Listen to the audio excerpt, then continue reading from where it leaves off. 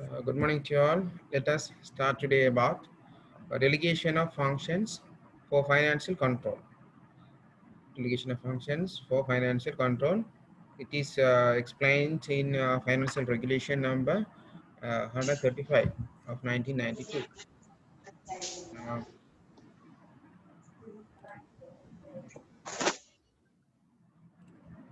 right?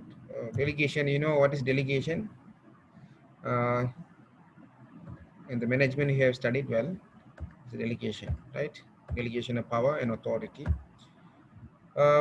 So we will have some recap from the yesterday session. Uh, the management of public fund is sole responsibility of Parliament. The Parliament has taken over. The Parliament has handed over delegates that duty to the Minister of Finance. Minister of Finance, on behalf of Minister of Finance, the Secretary to the Ministry of Finance. That means the Treasury. This treasury will take all the responsibility on public fund. And each ministry has their own secretary to the ministry, and under the ministry there are several departments. The treasury, it means the secretary to finance, they appoint the chief accounting officers. The chief accounting officer is most of the time, not most of the time, according to the FR, financial regulation, each secretary to the ministry is considered as a chief financing officer. And under him, uh, accounting officer will be appointed. The appointing officer will be uh, the head of the departments. There are so many departments under each ministry. So the head of each departments should act as a accounting officer. The accounting officer is responsible to chief accounting officer, that is secretary to the ministry, and the chief accounting officer is responsible to treasury of Sri Lanka on behalf of Parliament, Minister of Finance. And the head of the department delegates their power, their functions on financial control. So that's why the accountants, the public service, public accountant, government accountants are appointed and appointed as a but public accountant will assist, responsible to head of the department, that is accounting officer, right? So the financial function of the department belongs to the head of the department. And because head of the department in financial regulation they are called as accounting officer. The accounting officer, it means head of the department delegate their functions to accountant and other uh, suitable officers, right? So it is explained under FR 135. An accounting officer means head of the department. Head of department, accounting officer may delegate his functions if he is satisfied on. So in financial regulation 128, it explain what are the responsibilities of accounting officer.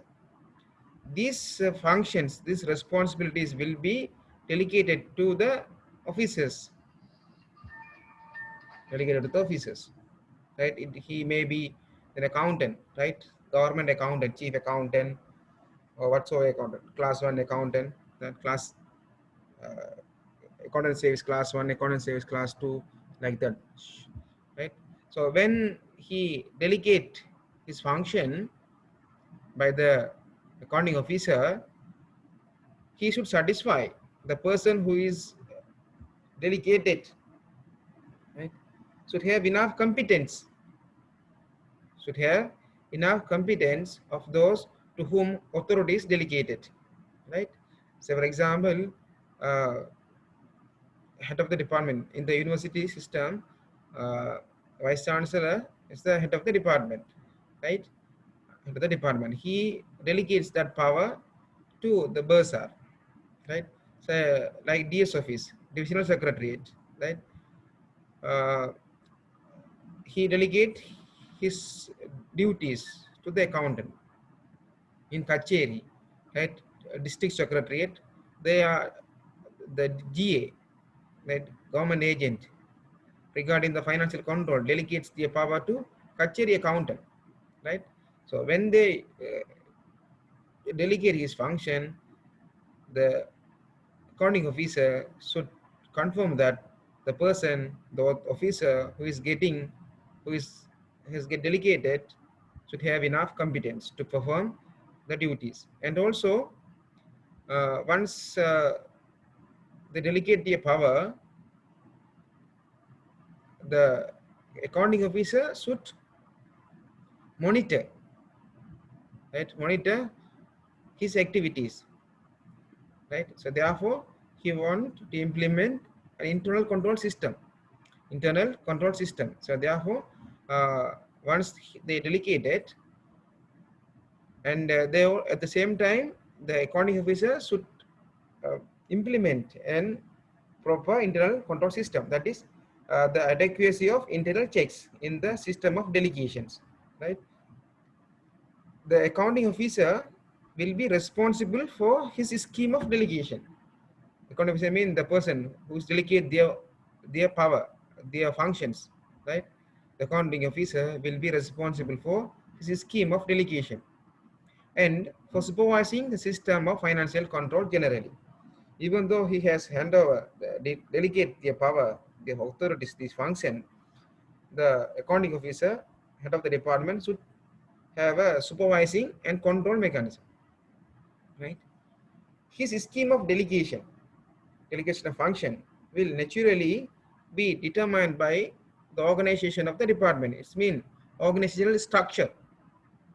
You might study it in the management, the organizational structure.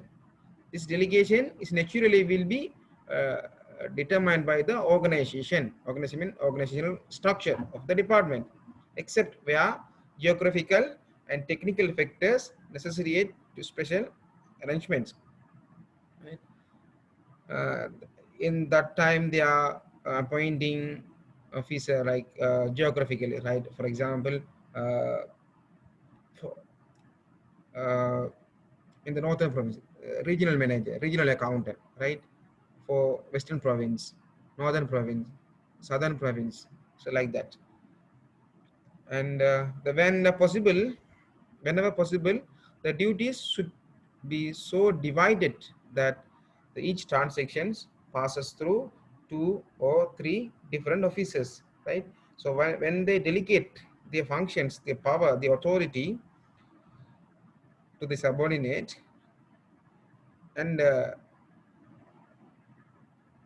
that delegation should be divided among the people, among officers, right? They have to delegate the power. The power not be centralized one, right? Decentralized. The person, this means a transaction should passes through several officers. Several officers. Say for example, when you are getting check, no, government check, normally 2% sign on there. And when you submit voucher to claim something, say for example, a traveling claim, right?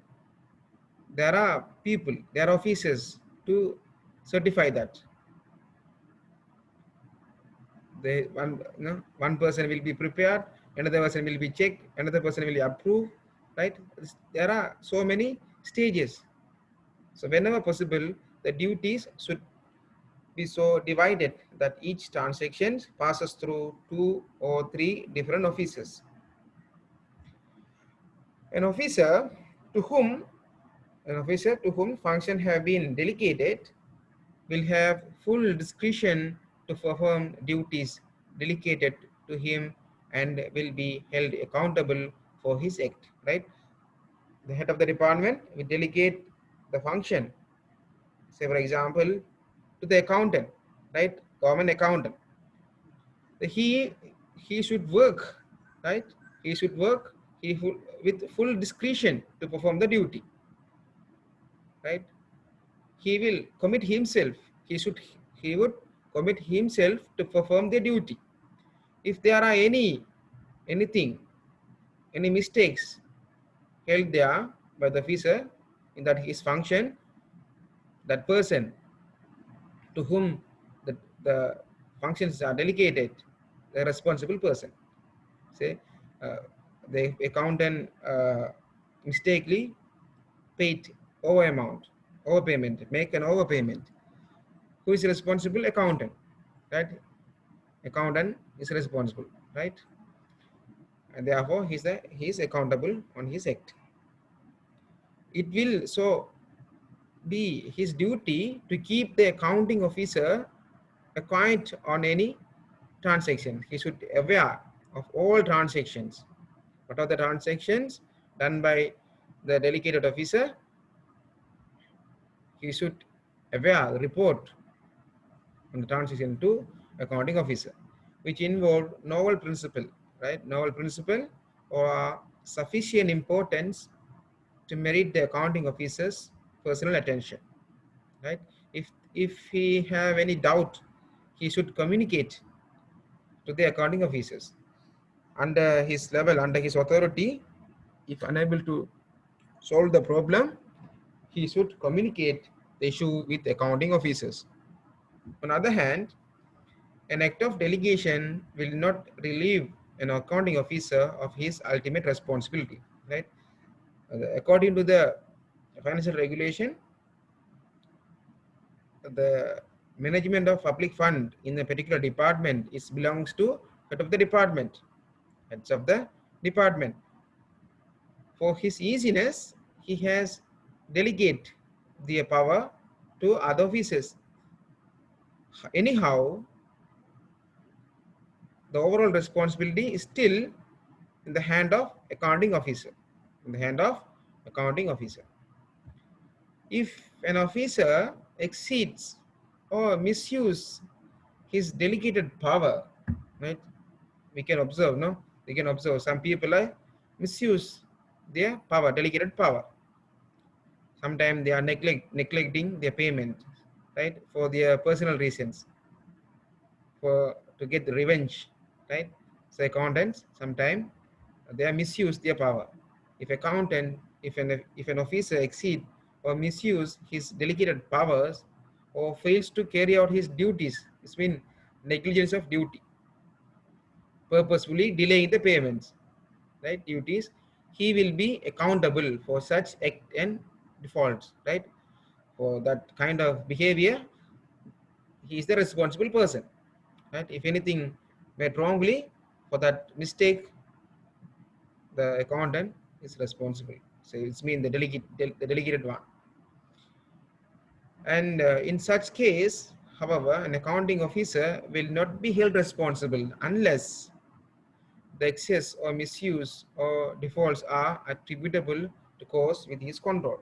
So if any mistakes or misuses is done with the done by the delegated officer, but if it is under the control of the accounting officer will be responsible, right? If it is not under his control, he's not be responsible, right? Give me 1 minute, right? Please give me 1 minute. And we let us see what are the stages of delegations. The delegations in the two sides, for expenditure and for income, right? The following stages or the functions may be distinguished in any scheme of delegation in public sector in Sri Lanka, right? So wherever, right, wherever in the government organization, we can find these things everywhere, right? In the finance department, they are always thinking about, they're always dealing with authorization, approval, certification, payment, right? For in case of payment. In case of revenue, income, so assessment, collection, acceptance. But the people in finance department, right? Finance department mean finance division of every organization, every government organization. They are dealing with expenditure, no expenditure. So under the expenditure, they have to check authorization, approval, delegation, and payment. So each of stages,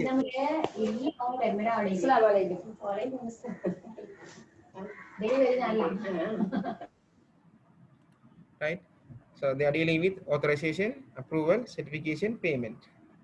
The financial regulations explain each and everything in a separate regulation code, separate number. Okay. The authorization on expenditure is explained in financial regulation number 136. An officer who is empowered to commission supplies, works, or services, right? Who has the authorization is done by an officer who is empowered to commission supplies. Who is the authority? He has the authority to supplies, work, or services is referred to as authorizing officer. Right? So any officer empowered to commission supplies, works, or service will do so in writing and will be responsible to the accounting officer in following respects. Right? If you take a school, right, the school principal has some limit to make order, to make some expenditures. So it may be 10,000, 5,000, 15,000, like that. So authorization mean the person who is giving uh, what?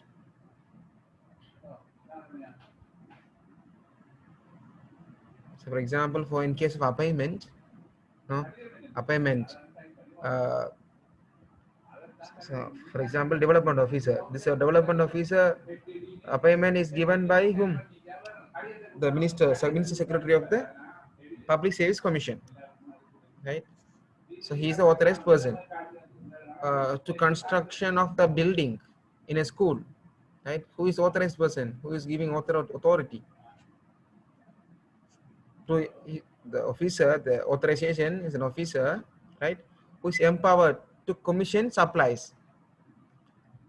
He has, the government has given, the parliament has given to the officer.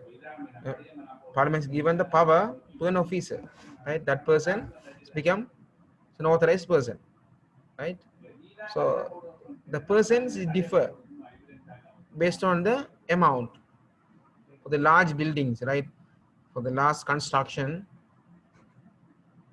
most of the time a tender board. Tender board is the authorizing body. Tender board, right? An officer who is empowered to commission supplies, works, or services is referred as accounting officer.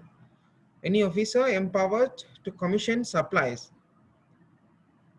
works, or services will do so in writing. So it should be, the authorization should be in form of writing, not verbally, writing, and will be responsible to the accounting officer in the following respect, right? The authorization, it may be sometime the president of Sri Lanka, right? It comes from president of Sri Lanka, or the minister of a particular minister, or particular head of the department, or in the particular organization, right? It is based on the amount, the limit, right? Sometimes the cabinet, authorization body, authorizing officers, right? Uh, so every works, every construction development work, or each and every expenditure done by the government officers, it start from authorization. The authorization is start from the budget, national budget, in the parliament, right? Say for example, a school, right? Construction of small washroom, right? It may be the cost 20,000 or so, 20,000, 50,000, right? For this 50,000, the authorization not go to the parliament or cabinet. It can be done zonal director of education or the school level, right? Or sometimes if it is 15 lakhs or 1 million, it can be the authorizing person, maybe the provincial director of education, right? Like that. So it is determined by the amount for that expenditure authorization, right? Uh, so the authorization, the accounting officer in the following respect. The officer is responsible to accounting officer in the following respect. Number one, the work. The work mean the construction, right? The construction of building, right? And supply. It's mean in the government hospital they are supplying what medicines and equipments, medical equipment. For universities, supplying of photocopy machine, supplying of computers, supply of stationaries, like that. Services mean security services, cleaning services, so that side of things, right? Works mean construction, supplies mean the things, and services mean service. So it's covered. So all things are expenditure, no? The work, supply, services are it's an expenditure for the government organization. Is covered by appropriate authority. So before get done any works in a government organization, all works as supply or services should get appropriate authority and falls within the scope of what or other authorized financial provisions and or is properly chargeable to the accounts involved. In the budget they clearly mention how much, what's the limit. So for example, in the school principal they have a limit, say 10,000, 15,000, 20,000. It's time to time it will change. For example, if a principal allowed to spend up to 10,000, if his limit is 10,000, he can order, he can initiate the service, the work. Say for example 8,000. So 8,000 value of cupboard the school going to purchase. That time school principal is what is the authorizing person to initiate that work or service or supply authorization. If it is 20 million or 50 million, the authorization come from provincial director of the department or zonal director of the provincial director of education or zonal director of education, right? And that he exercise a due judgment. Due judgment mean uh, they the authorizing person should think, right? Is it a reasonable one? Whether it's a reasonable one or not. That exercises due judgment that he does not exceed the specified limits of his authority. If his limit is 10 million, he can't authorize any expenditure exceed 10 million. And that every steps in the procedure set down in the financial regulations has been duly taken. So he should follow the financial regulation. For some purchases, they want tender, they want approval authorization from a tender board.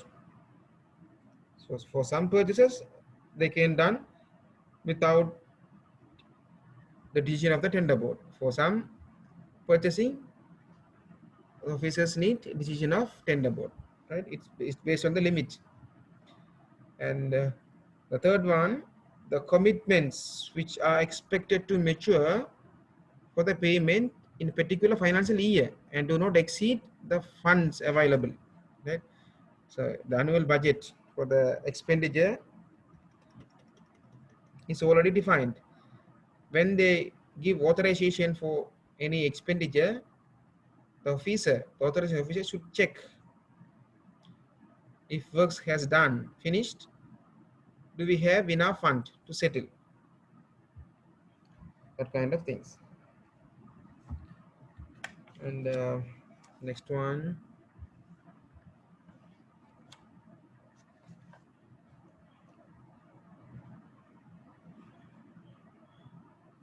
that the sums due, the amount payable on commitments, the sums due on commitments mean the any amount payable as they arise against each of his allocations. Already the fund is allocated, no? So they should communicate commitments, right? The sum due on commitments as they arise against each of his allocations or his allocation to other departments, and the amount recorded are subject to continuous review in light of further information that become available as work in progress. So he should have a continuous update progress, no? And then 30.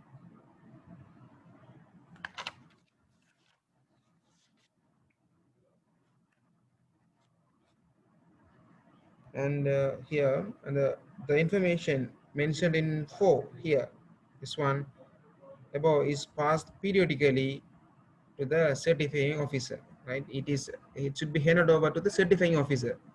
In the forthcoming slides will be discuss about who is certifying officer, right?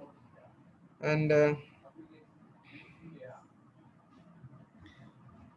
that his records are compared and reconciled with at least once a month with those the certifying officer, so that he may know the precise amount available for the commitments, right?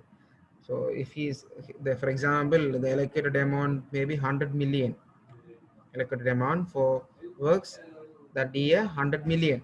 There are so many works in that department. So the authorized person, before giving authorization, the officer should communicate with the certifying officer. The certifying officer most of the time accountant, right? Both of them should communicate every month to ensure they have enough fund to make payments, right? So they can't say uh, without knowing available fund, I make authorized, but now we don't have enough fund. So they can't say like that. Before give authorization, they have to ensure that they have enough money. For that, they have to the accountant, means certifying officer and authorizing officer, should communicate every month, at least once a month.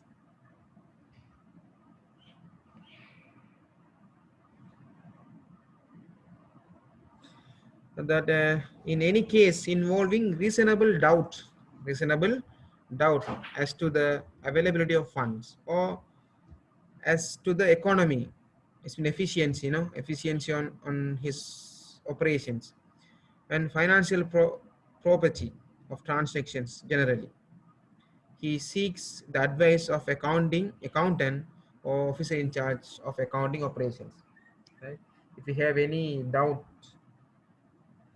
right, on his transaction or availability of fund, or in case of efficiency, sometime he may find signals for fraud and misuses. So that time he can communicate with accounting officer or accountant, not accounting officer, the person who is in charge for accounting operations. Most of the time, accountant. So these are the uh, things under the FR 136 coming under authorization, right? So every expenditure start from authorization. Authorized person most of the time is the highest official, highest superior official, most superior official in the department, in the organizational structure. But it is decided by the amount of expenditure, the limit. Then approval. Once they get authorization, the second step, it will go for approval, right? Approval, it will be start once the work has completed, but authorization is starts before the work has done. Before start work, they have to get authorization.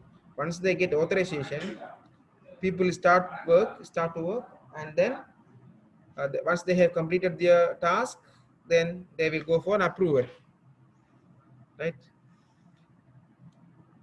An officer who is empowered to approve services, works, or supplies on completion, right? It's very important, on completion, and to emit claims when the person who provided the services to the department, they will ask for payment. That time the officer should help emit claims, is referred to in the regulation as approving officer. He will be responsible to accounting officer for verifying, right? Even though he has received authorization, again the approving officer should verify, number one, that work or service or supply arises out of an authorization by appropriate authorizing officer, and or out of the agreement, from an agreement, right? So before approving for any payment, the approving officer should check, is it come from a proper authorizing officer. They have to verify, right? Double check whether the authorization come from appropriate authorizing officer. As I told you earlier, the authorizing officer is differ time to time. It's based on their amount of expenditure, right? First one, they have to verify that the authorizing is coming from appropriate authorizing officer, or authorizing from agreement. Number two is verifying that the work or service has been performed or supply rendered in terms of such authorization or relevant agreement. So already they have taken authorization for that works or service, right? That works or service or supply should be aligned with the authorization, right? So most of the time, the people, what they do to make more profit, the authorization is different item and the delivering a different item,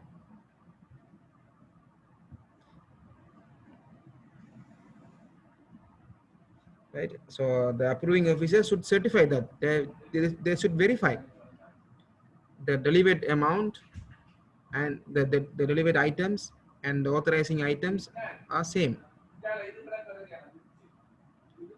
that the work or service has been performed or the supply rendered in terms of such authorization or the relevant agreement, and any authorized variation, if they found any variations therefrom in any respect, especially with regard to compliance with terms relating to quality of material used, the quantities, number of units, and the period of time within which portion of the contract have to be compelled, right? So for example, in terms of quantity, so the authorizing officer has given approval, so they given authorized to purchase 100 items, say 100 computers, but they are delivering 120 or 150 computers. That time they have to check, the approving officer should check the authorizing document. Sometimes they're delivering a different quality of item, right? So that time they have to check. And number three, they should verify that the rate and the total sums approved for payments are in accordance with authorized scales, or in terms of agreement, or any authorized variations, and where there is no authorized or standard rate on agreement that the rates are fair and reasonable. This mean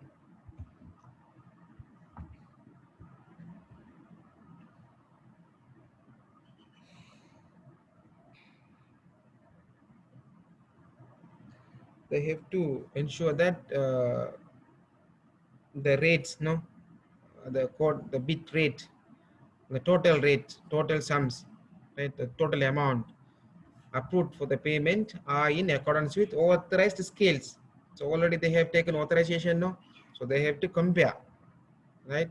They have to compare with initial document, that is authorized document, or whether they have to check whether is it in line with the agreement. If they have find any variations, they have to communicate,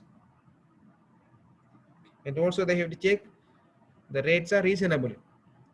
Is it represent on market price? And also he should verify that in contract of employment the appropriate conditions, rules and regulations have been complied with. And also they have to in have to check whether they are all the transactions or all the things are in line with rules and regulations.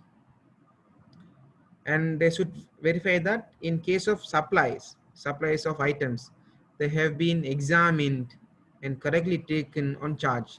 So when the supplier supply the items, the approving officer should examine, right, whether we are getting correct item from them.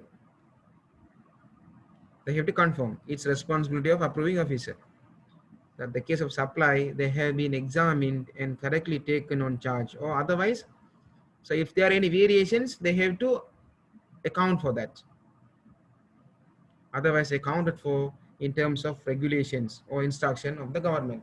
So if there are any variations, right, between authorization and approving the delivering of items, so they have to communicate with superior officers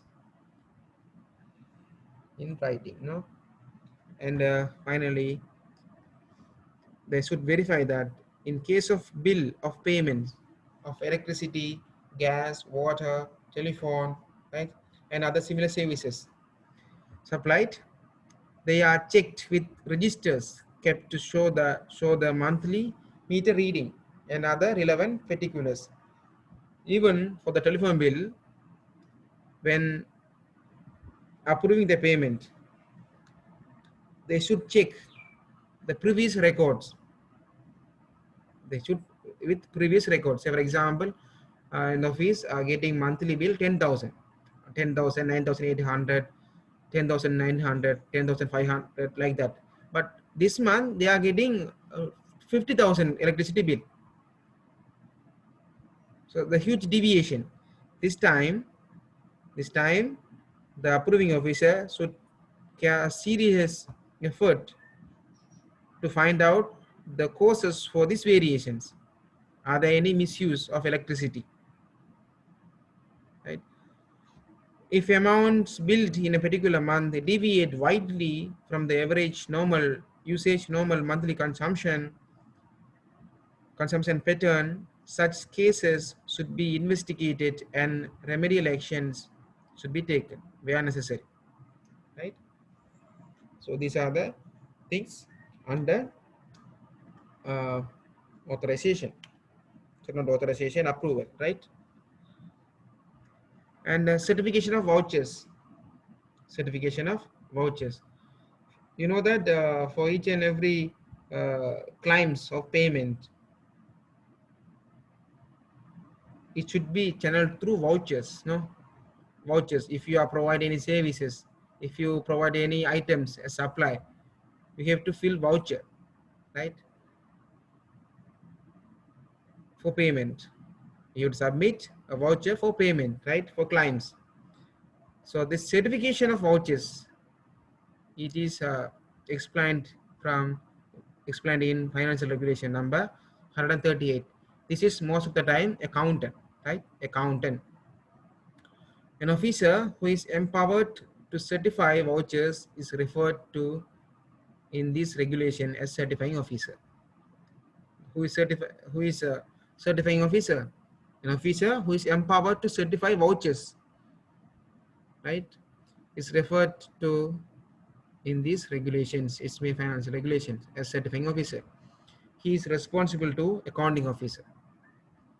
Okay, all the officers are responsible to accounting officer. It's mean head of the department. Responsible in his responsible, he should see that first, number one, see that the amount payable on each voucher is correct. Each voucher is correct. Correct charge on the head, right? And also uh, it's properly, appropriately charged on the head, programs, projects, object class, etc., right? Or the relevant account, and is covered by warrant signed by the Minister of Finance, or is covered by other appropriate authority. For each expenditure, they were in the parliament, when they are reading national budget, they already discussed all the things. And once the budget is passed, the financing officer, the Minister of Finance, will issue warrant, right? And the certifying voucher, certifying officer, see that the payment will not cause an excess on the amount provided for current financial year. So for example, the budget, allocated budget for this year is 10,000 for a particular expenditure. If the expenditure exceed that 10,000, they can't certify the voucher. They can't certify the voucher. They have to very careful about that. Not exceed. It should not exceed the budgeted amount in the year, for the financial year, and that it has been posted in appropriation ledger. They should record it in the ledger, appropriate ledger, on appropriate ledger under the relevant head or programs, project, object class, etc., or the relevant account. Number 3, the certifying officer see that the payee mean the person who is receiving the money. The payee is shown on the face of the voucher, right? In the voucher, the claiming officer will write his name in the voucher, right? He will write his name in the voucher. So they should see that the payee shown on the face of the voucher are the person entitled to the payment, and that the amount provided for the payment to each them is correct. So they have to correctly identify the person who is going to get the money. You have to, right? You have to, if you are a certifying officer, you have to confirm that also. The name appear in the voucher is a correct person, correct party. And 4, see that he attests on the face of the voucher that he has satisfied himself either from the personal knowledge or from certificates, statements, or order of officers empowered to give them, that provisions of FR 136, 137 have been compiled with. What is 136, 137? What is FR 136? Anybody of you? What is FR 136?